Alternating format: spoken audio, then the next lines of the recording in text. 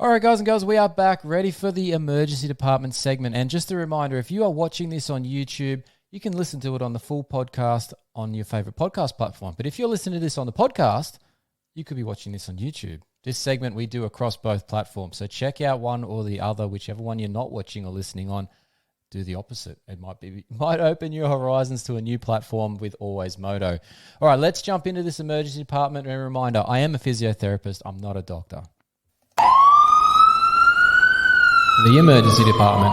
All the injuries, all the gory details, and when they'll be back on track. It's the list you really don't want to be on. You do not want to be on this list. I say this every single week, and it just seems to get worse and worse. We've got more factory riders added to the list this week. A couple more missing at least one round, if not multiple rounds. So let's jump into the list. Now, we keep stats on all these injuries, and I'll come at you with some stats so far through the 3 rounds of motocross that we've got in comparison to the Supercross series so far for injury rates. 16 injuries recorded through 3 rounds of motocross already, or 5.34 injuries per round. Compare that with Supercross in 2023. We had 7.23 injuries per round. So we're on a little lower scale with the outdoors. That's a usual pattern. We don't obviously have as many injuries in the motocross series. Let me just get rid of that one. So it's working better, but it's still high. Averages, the normal sort of numbers you see somewhere that 3 to 4 range. So we're still running a little high at the moment. Ideally that will come down, but it's just been one of those years, to be honest. We're having a lot of injuries. Not sure exactly what's doing it. Maybe that extra money that's up for grabs is causing some people to go a bit more send mode to keep themselves in that top 20 for Super Motocross. Not sure. All right, let's jump through the list. Some things to note.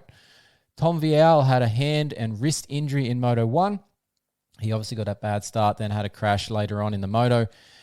He was able to do the parade lap, but then for Moto 2, but didn't actually race Moto 2. So he sat out. He took the option to rest up so that he will hopefully be ready for High Point. I gather that will be just a sprained wrist, but you're never quite sure as to what that is until they get it checked out a bit further. I'm assuming that he's gone and got an X-ray at a minimum since then to just confirm that there is no broken bones in that wrist, the injury that he's got, but we'll have to see how that goes. Hopefully he is on the line. We haven't seen any last minute press releases at this stage.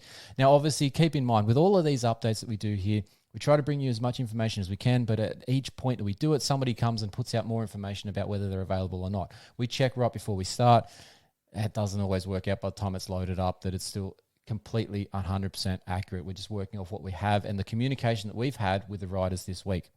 All right, next on the list, Carson Mumford had that ugly crash in qualifying session there at Thunder Valley, went over the bars off that tabletop, managed to whack what looked like his face on the handlebars and then take a decent hit of his head onto the ground as he was going along too. Sat there a bit dazed looking. He sat out Thunder Valley, but is hoping, or at this stage, expected to be back for High Point as well, as per his team's press release that was out earlier in the week. But as you'll see with one of his other teammates, that has changed recently. There's been no further news on Carson. Ideally, he's okay, but we'll find out. Next on the list is Joshua Varize. Now, I chatted with Josh earlier this week. Unfortunately, that crash that he had at Thunder Valley, he has broken a collarbone. He will be going in for surgery. I'm not sure whether he's had that already or it's on the horizon, but he was telling me that he was trying to get that booked in. That was the beginning of the week. We're now at the end of the week, almost ready for this week's race. So no clear timeline on when he'll be back as yet, but as most of you out there will know, once they have surgery on the collarbones, it's just a matter of pain that is restricting them from coming back and movement, that they get a little bit of swelling. Obviously, with the surgery, it encourages swelling to occur. He could be back in 4 to 6 weeks. On a rough estimate, I'm going to say that that's going to put him back by the time he gets some fitness and everything going with returning to the riding, that he'll be back on the bike ready to go for Unadilla, but let's keep an eye on that space as things get closer to that timeline. Checked in with Tyson Johnson. He was a part of that first turn 250 Moto 1 crash. Despite some reports from other media sources that we had at Dave's Diatribe on last week, saying that he had a broken leg. Turns out he's actually fine. Got a few bumps and bruises, but he will be fine. Bit sore. He's expected to be at High Point. If he's not able to be at High Point, he said he will definitely be at Red Bud. So we checked in with him. We got the straight info. That's what we do here at AlwaysMoto with the injury reports. All right, Jalek Swoll, not an injury, but some interesting information that obviously altitude at Thunder Valley. he didn't cope so well this time around with that altitude, and that might have been why he was off the pace a little bit last weekend. So a bit of altitude sickness for Jalek Swoll, ideally this week at the high point. He's had good results there in the past. Hopefully that is all cleared up by that point, which we would expect it would be. But just something to note there as well. Not sure where to put this one, whether he's out, in, I don't know. We haven't got the response back direct from Hardy. But a very cryptic post from Hardy Munoz this week. He was obviously down pretty hard in that Moto2 crash. He was sitting there on the track with the medic crew for about a lap to two as the cameras kept going, as the lead rise kept going around. He kept coming up on the shot. They were there. The medic crew were there holding his head, so obviously trying to stabilize his neck. Not really sure about his status for this ride. His Instagram post was a bit, didn't understand it. We've reached out to Hardy, but we haven't got a response yet. So, we'll see where he's at. I'm assuming that there's something to this. He's at least got some whiplash. If he's been cleared of a neck, any major injuries, that's great, but we don't know. We'll bring that more to you as we find out. Now, like I said just before, don't. This is up to date as we got at this time. Don't confuse this with Dave's diatribe last week about poor media reports coming out. And one saying one thing, one saying another. We're providing the information we have. We're not speculating on the information we don't have and making assumptions on things that we didn't see. Right now, this is the best we have for Hardy, and we'll bring out more as soon as we have it. That's the difference with AlwaysMoto. All right, Brighton Carroll. Another interesting thing to note here. Brighton Carroll was on our list last week from a crash at Hangtown. He had a concussion. He was in that first turn crash with the 450 moto. Now, he managed to pass his concussion protocol ready for Thunder Valley, which was awesome. The interesting thing that I find with this one is I've always talked about our concussion protocol in the AMA series being a bit loose, bit not as good as it could be. I've never liked the fact that they can basically complete the return to ride program post-concussion in a 5-day period, making them available to be back at the next race the very next week. I've always thought there should be at least a 1-race minimum stand down from a medical standpoint that they should have to do to try and ensure that they are going past the symptoms that come along with concussions, no matter what grade concussion they have. And this is one of those examples. Brighton's own posts on Instagram, if you want to go and check him out, he quotes these things. He felt off all day, struggled to focus and find a flow on the track. Setting in after a couple of laps, I couldn't keep focus to run the pace. This tells me that maybe he shouldn't have passed that concussion protocol. And that's where then that medical stand down that I talk about with the 1 race stand down as a minimum would hopefully solve that. That tells me that he was still having concussions, post-concussion symptoms and not ready to be cleared to return to racing. But I'm not the one running it. Wasn't there checking him. Maybe he looked fine on at the time of the assessment, but clearly he had some issues when he got back up to pace and his heart rate fully maxed out. So maybe our concussion protocol needs a bit more of a look-see. All right, out from injuries sustained at Thunder Valley. The big one for Star Racing Yamaha. He's only done the first 3 rounds, and unfortunately he didn't make it out of those 3 rounds. It's Guillem Farres. Confirmation from the team. We contacted the Star Racing Yamaha put out a PR that said he broke his arm and he had surgery, which is awesome. We contacted the team a bit further direct. We got some direct contacts there with the 250 team. Thank you for those contacts. We've actually been able to confirm that it was a broken humerus, which is the upper arm bone for Gilliam. That's not a great thing. That's worse than just a radius or an ulnar, which is your forearm. Means that surgery is a bit more in detail, a bit more. It's almost like breaking your femur. It's the femur of the arm, the humerus, right? So it's going to take a little bit more time for that recovery, which means rather than sort of a 6-week recovery time frame, he's more like an 8 to 12 at this stage, meaning that he's most likely out for the rest of motocross series, which is unfortunate because he hasn't done all that much racing this year. He has had surgery at the Vialle, Colorado clinic.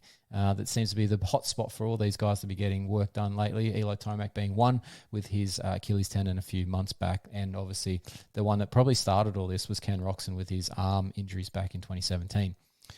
Jett Reynolds didn't make it past Moto 1 as well at Thunder Valley. He was caught up in that first turn crash. Now, if you watch clearly, he's got a very, very good video on his Instagram today.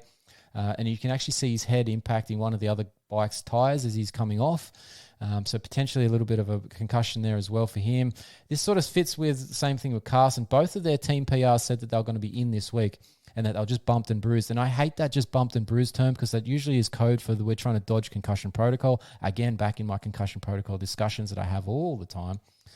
Anyway, whether he has or he hasn't, maybe he just is bruised up and banged up from other aspects. We don't know. He should have been checked out for a concussion protocol. That's one of my changes I'd like to see implemented. But at this stage, he has indicated that he is sitting out High Point so that he can be back ready to go for Redbud, which is in 2 weeks' time. Ideally, that's how that all works out. But like I said, the first team PR that came out after the race day indicated that him and Carson would be back. But at this stage, he's definitely not in. We'll wait and see what's happening with Carson Mumford. Jake Runkles had a broken arm in his Moto 1 crash. Unfortunately, he hits neutral going over one of the tabletops there at Thunder Valley. Came down very hard, broken arm. He will be out for the foreseeable future. All right, so making some returns this week for High Point. The big one, Phil Nicoletti, the number 69 on that Club MX Yamaha, will be back. He had a broken wrist all the way back in Supercross in Oakland in February. It's been quite the road back for Phil, but he will be back on the 450 this week. So check him out. Hopefully he'll be in the top 15, top 10-ish, but we'll see how he goes. He's probably still doesn't quite have all the strength and all the range of motion back in that injury, but he's back ready to go. So see how it all plays out.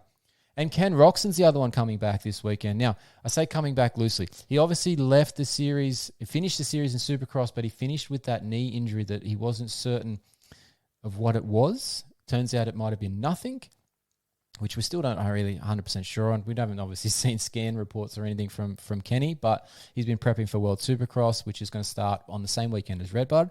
So he's going to have a gate drop this week at High Point. It's probably one of his more favoured tracks as well. So we'll have to see how Kenny goes. But he's making that return. This will be the first race since that Salt Lake knee issue. So hopefully there's nothing to that. And he is absolutely fine, and we'll see that on the weekend.